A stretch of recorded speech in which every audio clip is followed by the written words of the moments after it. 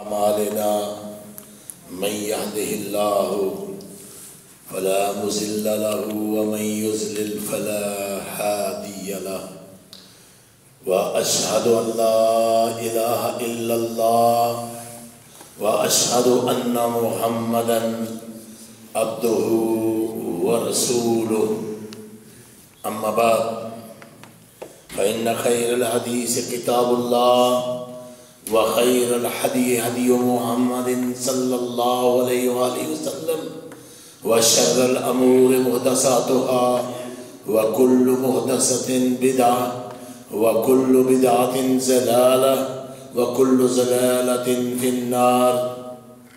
أما بعد فأعوذ بالله من الشيطان الرجيم. بسم الله الرحمن الرحيم. يا أيها الذين آمنوا إذا قمتم إلى الصلاة فاغسلوا وجوهكم وأيديكم إلى المرافق وامسحوا برؤوسكم وأرجلكم إلى الكعبين.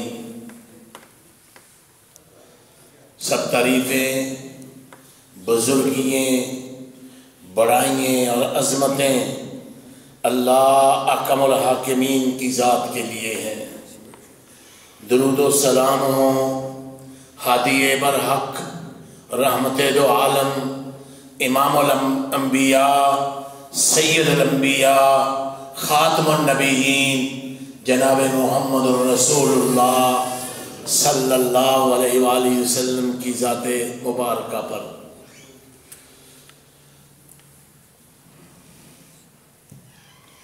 جو آیت کریمہ میں نے آپ کے سامنے تلاوت کی ہے، 2 جمعوں سے طہارت کے بارے میں بیان ہو رہا ہے.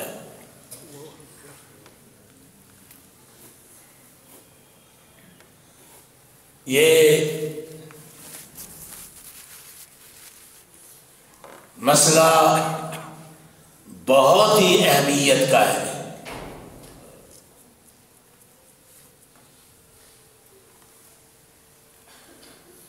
اس پر غور و خوض بھی کرنا چاہیے اور حدیث بھی بہت زیادہ اس کے بارے میں بیان ہو چکی ہیں. لا صلاۃ لمن لا وضوء لہ، فرمایا اس کی نماز ہی نہیں ہے جس کا وضو صحیح نہیں ہے. اگرچہ اس کا معنی تو یہ ہے کہ جس کا وضو نہیں ہے، لیکن یہ وہ حدیث جو میں نے آپ کو سنائی تھی کہ جنگ میں صحابہ نے پانی تھوڑا تھا، جلدی جلدی وضو کیا اور پاؤں کی ایڑیاں خشک رہ گئیں. اللہ کے پیغمبر جناب رسول اللہ صلی اللہ علیہ وآلہ وسلم نے فرمایا ویل للعقاب، ویل للعقاب، ان ایڑیوں کے لیے بربادی ہے. اور جب بھی آپ نے فرمایا کہ جس شخص نے وضو کیا فحسن الوضوء، اور بہترین وضو کیا اور پھر 2 رکعت پڑھی، فرمایا اللہ اس کے لیے جنت کے دروازے کھول دیتا ہے. اس لیے وضو کا اہتمام کرنا، اچھی طرح اپنے اعضاء کو دھونا اور وضو کا اہتمام کرنا ہر مسلمان کے لیے ضروری ہے.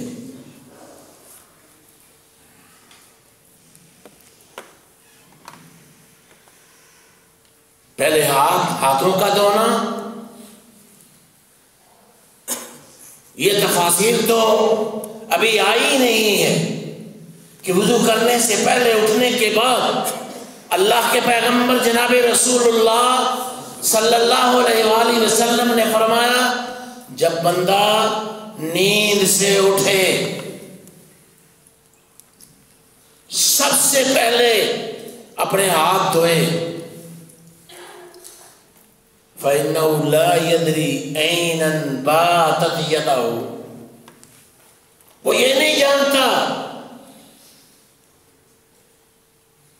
کہ اس کے ہاتھوں نے رات کہاں گزاری ہے. اور یہ مسئلہ میں چاہتا تھا کہ باقی مسائل جو ہیں، کیونکہ بہت زیادہ مسائل ہیں اس میں، ابھی صرف وضو کا طریقہ ہی بتایا ہے، اس میں کوئی شک و شبہ نہیں ہے کہ اگر انسان کا ہاتھ قبل یا دبر کو لگ جائے تو وضو ٹوٹ جاتا ہے. اگرچہ بعض حدیث میں یہ آیا ہے لحمتن کو لحمت الجسم کا لحمت الجسد، یہ بھی ایک جسم کا ٹکڑا ہی ہے. جمہور اہل علم نے، اور صحیح بھی یہی ہے، صحیح بھی یہی ہے، جمہور اہل علم نے ان دونوں حدیثوں کی تطبیق کی ہے. انہوں نے یہ کہا ہے کہ اگر کپڑے کے اوپر سے ہاتھ لگ جائے آگے یا پیچھے انسان کی شرمگاہ کو تو وضو نہیں ٹوٹتا، اور اگر براہ راست ہاتھ لگ جائے دونوں جگہ میں سے کسی جگہ پر تو وضو ٹوٹ جاتا ہے.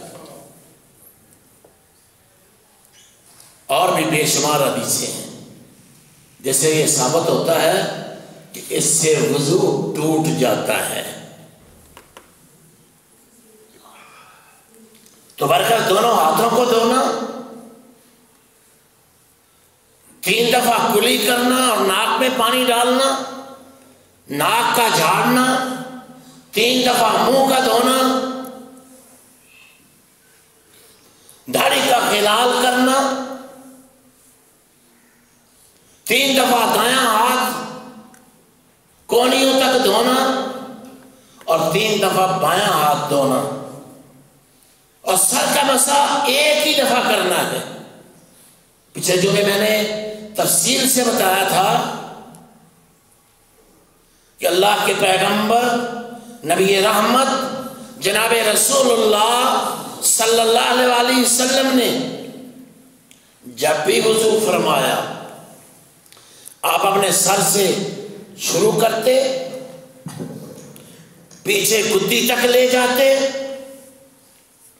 اور پھر آپ آگے وہیں تک لے آتے جہاں سے شروع کیا تھا، یعنی سر کے پہلے حصے پر، اور پھر وہی ہاتھ آپ اپنی شہادت کی دونوں انگلیاں اپنے کانوں میں ڈالتے، ان کو تھوڑا سا ہلاتے، اور پیچھے دونوں کانوں کے پیچھے دونوں انگوٹھوں کے ساتھ آپ کانوں کا مسح کرتے.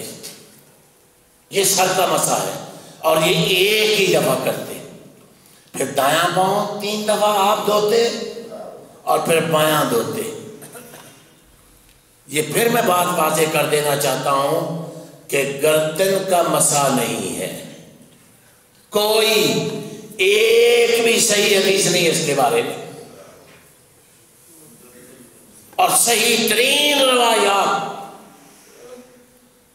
جس میں حضرت عثمان بن عفان رضی اللہ تعالی عنہ نے پانی منگوایا اور وضو کر کے لوگوں کو دکھلایا، فرمایا میرا یہ وضو ہے، میرا یہ جو وضو ہے. اسی طرح اللہ کے پیغمبر جناب رسول اللہ صلی اللہ علیہ وسلم نے وضو فرمایا. اور پھر آخر میں یہ بات دونوں پچھلے جمعوں میں رہ گئی تھی، اللہ کے پیغمبر جناب رسول اللہ صلی اللہ علیہ وآلہ وسلم وضو کرنے کے بعد پھر آپ پڑھتے اشہد ان لا الہ الا اللہ و اشہد ان محمدا عبدہ و رسولہ. یا پڑھتے اشہد ان لا الہ الا اللہ وحدہ لا شریک لہ و اشہد ان محمدا عبدہ و رسولہ. اور عام طور پر آپ نے دیکھا ہوگا کہ جس طرح یہ انگلی اوپر کر کے آسمان کی طرف منہ کرتے ہیں، کسی صحیح حدیث میں نہیں ہے، کسی بھی صحیح حدیث میں نہیں ہے. یہ آسمان کی طرف انگلی کرنے کے کوئی معنی نہیں ہے۔ فرمایا جو مسلمان وضو کرنے کے بعد یہ کلمات کہتا ہے، اللہ اس کے لیے جنت کے 8 دروازے کھول دیتا ہے۔ یہ کوئی معمولی بات نہیں ہے۔ یہاں سے وضو کی اہمیت اور ان کلمات کی اہمیت، یہ شہادتین جو ہے، اللہ کی وحدانیت کی شہادت اور اللہ کے پیغمبر جناب رسول اللہ صلی اللہ علیہ وآلہ وسلم کی رسالت کی شہادت، تو یہ پڑھنا مسنون ہے اور اس کا بہت ہی اجر و ثواب ہے۔ اب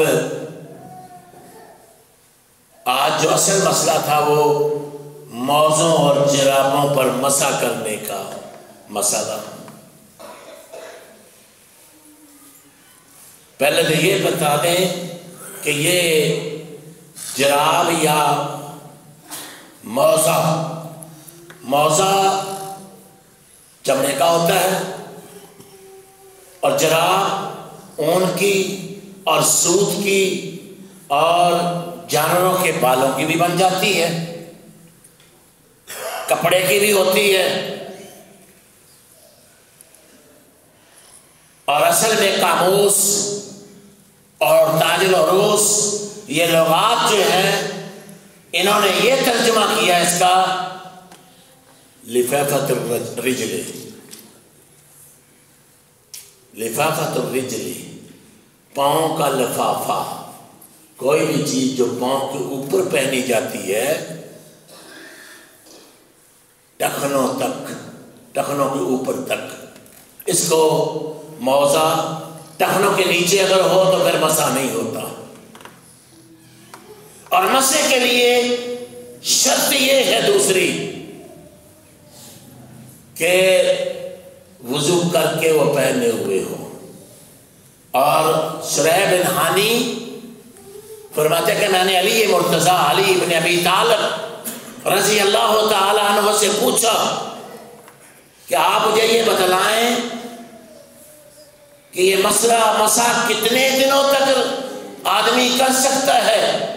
فرمایا مسافر کے لیے 3 دن اور 3 راتیں،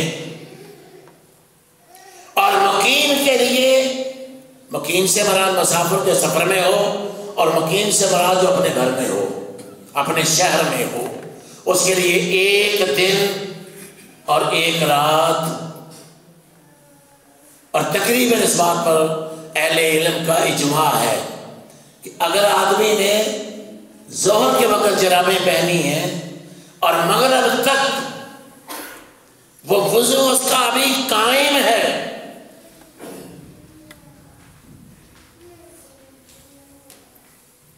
تو پھر مغرب سے وہ وقت شروع ہوگا، مغرب کے بعد تک اگر اس کا وضو قائم ہے اور یہ کن چیزوں سے مسح کر سکتا ہے؟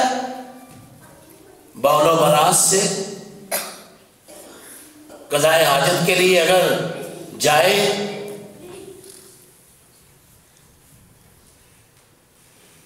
چاہے وہ پیشاب ہو، چاہے وہ قضاء حاجت ہو، نیند سے،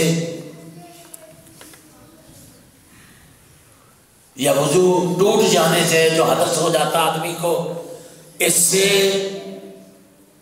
جرابیں اور موزے نہ اتارے۔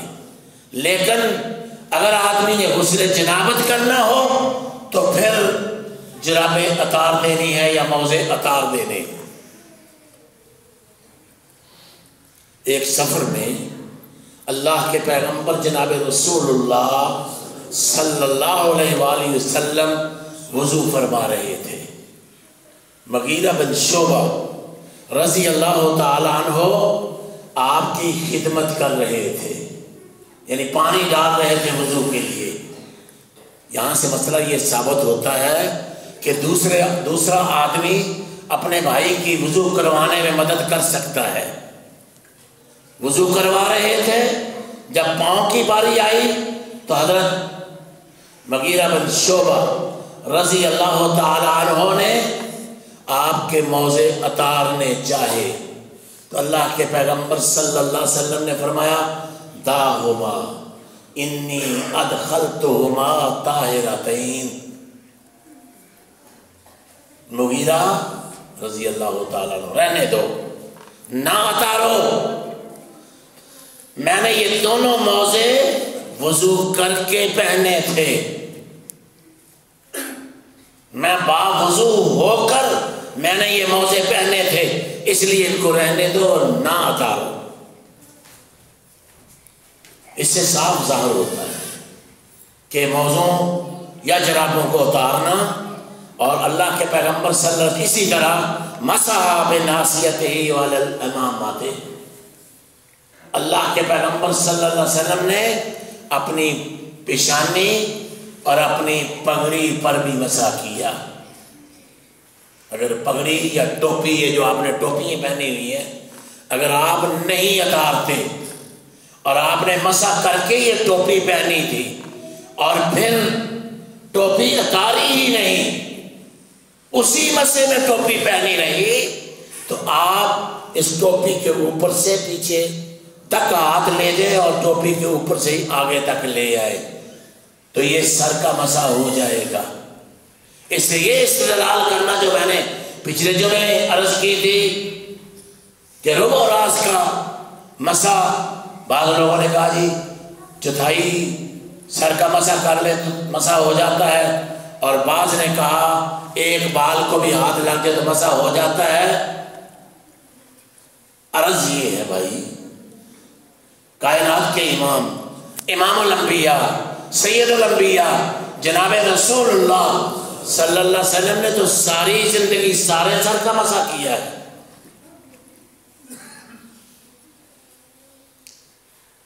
پوری زندگی میں ایک دفعہ بھی آپ نے ربع سر کا یا ایک بال کا مسح نہیں کیا، تو کس کی بات مانی جائے گی؟ جناب رسول اللہ صلی اللہ علیہ وآلہ وسلم کی۔ تو بھائی یہ تو مسح ہے۔ اسی طرح موزوں پر مسح اور اسی طرح جرابوں پر مسح۔ توضأ النبی صلی اللہ علیہ وسلم، نبی کریم صلی اللہ علیہ وآلہ وسلم نے وضو کیا اور آپ نے اپنی جرابوں پر اور اپنے جوتوں پر مسح کیا۔ النعلین والجوربین، آپ نے اپنے، اور نال اس وقت کے کیسے ہوتے تھے؟ دو، یہ جو آج بنایا ہوا نا آپ کا جوتا، اس کا کوئی تصور نہیں ہے کہ آپ کا یہ جوتا تھا، پتہ نہیں کیا کیا کچھ چیزیں آپ کی لاہور بادشاہی مسجد میں بھی پڑی ہوئی ہیں، کچھ چیزیں جناب ترکی میں پڑی ہوئی ہیں، اور جہاں ہونی چاہیے تھی وہاں کوئی چیز نہیں ہے مدینہ منورہ میں۔ تو یہ سب خیالی چیزیں ہیں جو لوگوں نے خود ہی گھر کے بنا لی ہیں، اس میں کوئی شک نہیں ہے کہ اللہ کے پیغمبر جناب رسول اللہ صلی اللہ علیہ وسلم کے بالوں میں بھی اللہ نے برکت رکھی تھی۔ آپ جب اپنی حجامت آپ نے کروائی تو آپ نے صحابہ میں اپنے بال بانٹ دیے، آپ کے پانی میں بھی برکت تھی، حتیٰ کہ آپ جانتے ہیں صحابہ کو تو اس قدر اللہ کے پیغمبر جناب رسول اللہ صلی اللہ علیہ وسلم سے محبت تھی کہ آپ کا تھوک مبارک بھی زمین پر نہ گرنے دیتے، وہ بھی کسی کے ہاتھ پر گرتا تو اپنے بدن پر مل لیتا۔ ازواج مطہرات آپ کے جسم مبارک سے جو پسینہ نکلتا تھا اس کو شیشیوں میں بھر لیتی تھی، اور جس رستے سے اللہ کے پیغمبر مدینہ منورہ میں جس رستے سے گزر جاتے پیچھے جانے والا ہے اس کو واضح یہ پتہ چل جاتا کہ یہاں سے ابھی کوئی گزرا ہے جس کی خوشبو آ رہی ہے. اور آپ ہمیشہ، یہ تو اللہ کی طرف سے ودیت کی چیزیں، لیکن آپ اپنی صفائی ستھرائی کا خیال ہر وقت رکھتے تھے. تو یہ صحیح حدیث میں ہے، مغیرہ بن شعبہ کی یہ حدیث ہے کہ اللہ کے پیغمبر جناب رسول اللہ صلی اللہ علیہ وآلہ وسلم نے اپنے جوتوں اور جرابوں پر مسح کیا. اور مسح کہاں کرنا ہے؟ اوپر والی سطح پر.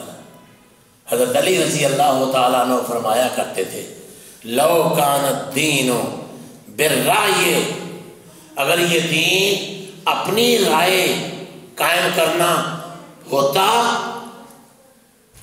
تو میں یہ کہتا اسفل الخف اولا بالمسح من اعلیہ، نیچے مسح کرنا اوپر مسح کرنے سے زیادہ بہتر تھا. یہ بہت بڑی بات حضرت علی مرتضیٰ رضی اللہ تعالیٰ عنہ نے قیامت تک اہل ایمان کو سمجھا دی کہ دین یہ نہیں ہے کہ میری سمجھ میں چیز آتی ہے کہ نہیں آتی. ہماری سوچیں اللہ اور اس کے رسول سے بالا نہیں ہے. جو فیصلے اللہ اور اس کے رسول سب نے کر دیے ہیں من وعن، ہمیں سمجھ آتی ہے کہ نہیں آتی؟ کیونکہ بہت سی چیزیں ہمیں سمجھ نہیں آتی، لیکن اللہ کے رسول صلی اللہ علیہ وسلم نے اور اللہ احکم الحاکمین نے اس کا حکم دیا، ہم نے مان لیا. آمنا وصدقنا، تصدیق بھی ہم نے کی اور مانا بھی. فرمائیے دونوں ہاتھوں کو گیلا کر کے ایک کو ایک ہاتھ پاؤں کے اوپر اور دوسرے کو دوسرے پاؤں پر ملنا ہے. اگر جرابیں یا موزے ہم نے وضو کر کے پہننے تھے، شرط یہ ہے. اللہ اکبر. اور دوسری حدیث میں آتا ہے کہ اللہ کے پیغمبر جناب رسول اللہ صلی اللہ علیہ وسلم نے مسح کیا. امرہم ان یمسحوا علی الاصابع والتساخین. صحیح ترین حدیث ہے یہ کہ اللہ کے پیغمبر، صحابہ کہتے ہم کو حکم دیا جاتا کہ یہ کہ وہ اپنی پگڑیوں پر اور اپنی جرابوں پر مسح کریں. اور صحابہ میں سے جو جرابوں کے مسح کے قائل تھے عبداللہ ابن مسعود، سعد بن ابی وقاص، انس بن مالک، عمر بن حریث، حضرت امامہ، ابو موسیٰ عشری. بلکہ ابن قدامہ رحمۃ اللہ علیہ نے اپنی مغنی میں لکھا ہے، کہتے ہیں کہ جس کے پاس مغنی نہیں ہے، ابن قدامہ رحمۃ اللہ علیہ کی، وہ سمجھ لے کہ اس کے پاس کتابوں کا صحیح ذخیرہ نہیں ہے. یہ 9 جلدوں میں کتاب ہے فقہ کی. یہ کتاب ابن قدامہ رحمۃ اللہ علیہ کی بڑی ہی عظیم ترین کتاب ہے. انہوں نے اس پر اجماع کہا ہے کہ صحابہ کا اس پر اجماع ہے موضوع پر اور جرابوں پر مسح کرنا. اگرچہ بعض لوگوں نے یہ کہا ہے کہ جرابیں ایسی ہوں جس میں سے پانی نہ گزر سکتا ہو. کوئی ہے آپ کے پاس موضوع کے علاوہ کوئی جراب؟ اس لیے بھائی یہ تو بار بار یہ الفاظ آ رہے ہیں کہ اللہ کے پیغمبر نبی رحمت جناب رسول اللہ صلی اللہ علیہ وسلم نے اور صحابہ نے جرابوں پر مسح کیا. صحیح ترین روایات موجود ہیں. اس لیے کہ میں نے پہلے عرض کی ہے لفافت الرجل، جرابیں پاؤں پر وہ لفافہ ہے جو پاؤں کے اوپر چڑھایا جاتا ہے، وہ کسی چیز کا بھی ہو، یہ سہولت کے لیے ہے۔ نبی کریم صلی اللہ علیہ وسلم نے یہ سہولت دی ہے۔ اور اگر انسان نے پٹیاں وغیرہ باندھی ہو، چوٹ لگ جائے، اس پر بھی اہل علم کا اجماع ہے لا یکلف اللہ نفسا الا وسعها۔ اب یہ نہیں ضرور اس کو دھوئے، اس پر بھی مسح کیا جا سکتا ہے۔ پٹی باندھی ہوئی ہے اور بندہ سمجھتا ہے کہ اگر پانی لگے گا تو میرا زخم بڑھ جائے گا، تو پہلے اتفاق اس پر مسح کیا جا سکتا ہے۔ اب ویسے تو بہت سے غسل ہیں، جمعے کا غسل، بندہ مسلمان ہو تو پھر اس کا غسل، میت کا غسل، لیکن غسل جنابت جس کی ضرورت ہر نوجوان کو ہے،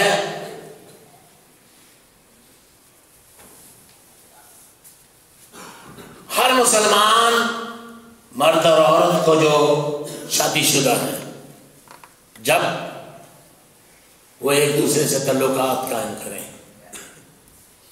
اس سے بھی پہلے نیت ضروری ہے۔ انما الاعمال بالنیات، اعمال کا دار و مدار نیتوں پر ہے۔ ہر کام جو آپ نے کرنا ہے اس کے لیے نیت واجب ہے، واجب۔ اب یہ نیت زبان سے کرنی چاہیے یا نیت دل کے ارادے کا نام ہے؟ کہنے والے تو کہتے رہتے ہیں کہ اگر زبان سے کر لے تو کیا حرج ہے۔ پیچھے حدیث آپ سن چکے ہیں، لو کان الدین بالرأی، حضرت علی فرماتے ہیں اگر دین اپنی رائے کا مطلب ہوتا تو میں کہتا کہ مسح نیچے سے کرنا چاہیے تھا۔ پاؤں تو نیچے سے کرتے تھے، اوپر سے تو کرنے ہی نہیں ہوتے۔ جس طرح میں نے عرض کی تھی کہ وضو صرف پاکیزگی کے لیے نہیں ہم کرتے، میں نے عرض کی تھی پاؤں دھو لیے، ہاتھ دھو لیے، منہ دھو لیا، صاف ہو گئے، سر کے مسے کا کیا کریں گے آپ؟ یہ جو ابھی تیمم کا جو آ رہا ہے کہ تیمم مٹی کے ساتھ ہاتھ اور منہ کو مٹی مل لینا، یہ پاکیزگی ہے، اس سے پاکیزگی حاصل ہو جاتی ہے، لیکن یہ حکم تعبدی ہے۔ وضو کرنا حکم تعبدی ہے کہ اللہ اور اس کے رسول کا یہ حکم ہے کہ وضو کرنا ہے اور اس طرح کرنا ہے۔ تو اس کے لیے غسل جنابت کا کیا طریقہ ہے؟ پہلے دونوں ہاتھوں کو دھونا، دائیں کو دھونا، پھر بائیں کو دھونا، پھر اپنی اس جگہ کو اچھی طرح دھونا، شرمگاہ کو اچھی طرح دھونا۔ کوئی یہ نہ کہے کہ بات سمجھ نہیں لگی تھی۔ دین کے مسائل میں شرم نہیں ہے، مسئلے کو سمجھنا اور اسی طرح کرنا یہ واجب ہے، اور اگر آپ ایسا نہیں کریں گے تو آپ کا غسل جنابت نہیں ہوگا۔ پھر اللہ کے پیغمبر اس مقصرہ جگہ کو اچھی طرح دھوتے، پھر حدیث میں آتا آپ اس طرح وضو کرتے جس طرح نماز کے لیے وضو کیا جاتا۔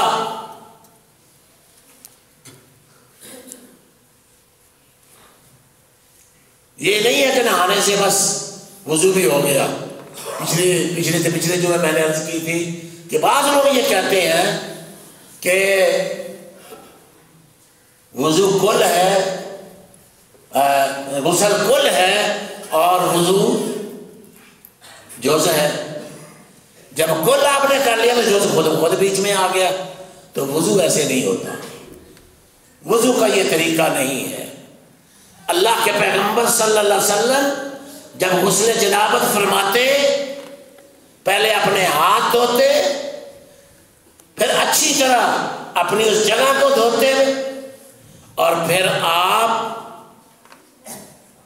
وضو کرتے جس طرح نماز کے لیے وضو کیا جاتا ہے. پھر انگلیوں کے ذریعے آپ اپنے بالوں کی جڑوں تک پانی پہنچاتے، اور پھر 3 چلو آپ اپنے سر میں ڈالتے، پھر سارے جسم پر پانی آپ بہاتے. پہلے دائیں طرف پانی ڈالتے، پھر بائیں طرف آپ پانی ڈالتے، اور سارے جسم کو آپ دھوتے. 2 طریقے تھے آپ کے پاؤں دھونے کے. یا تو اللہ کے نبی صلی اللہ علیہ وسلم سارا وضو پاؤں تک پہلے ہی کر لیتے، اور دوسرا طریقہ آپ نے یہ اختیار کیا کہ باقی سارا وضو آپ فرما لیتے، اور جب پاؤں دھونے کی باری آتی تو آپ جس جگہ پر غسل فرما رہے ہیں تو اس سے تھوڑا سا آگے ہٹ کر اپنے دونوں پاؤں پہلے دایاں اور بایاں دھوتے. اہل علم نے کہا اس کی وجہ یہ تھی کہ جس جگہ پر آپ تھے وہاں مٹی تھی، تو آپ نے اپنے پاؤں کو صاف کرنے کے لیے وہاں سے نکل کر پھر اپنے پاؤں دھوئے.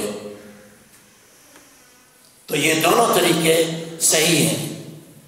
حدیث میں آتا ہے کہ اللہ کے پیغمبر جناب رسول اللہ صلی اللہ علیہ وسلم اغتسل من الجنابۃ یبدأ فیغسل یدیہ،